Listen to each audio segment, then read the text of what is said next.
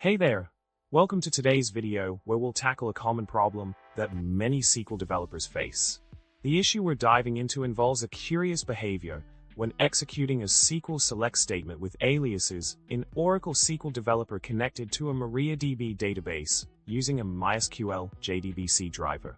So, the problem lies in the fact that even though you assign aliases to columns, the output still displays the original column names instead of the aliases you specified. Quite a head-scratcher, right? Now let's delve into the solution for this pesky problem. The root cause of this unexpected behavior stems from Oracle SQL Developer's interaction with the MySQL JDBC driver. Due to differences in driver capabilities in display settings, the metadata like column aliases might not refresh properly. Switching to the MariaDB connector J won't fix the issue either.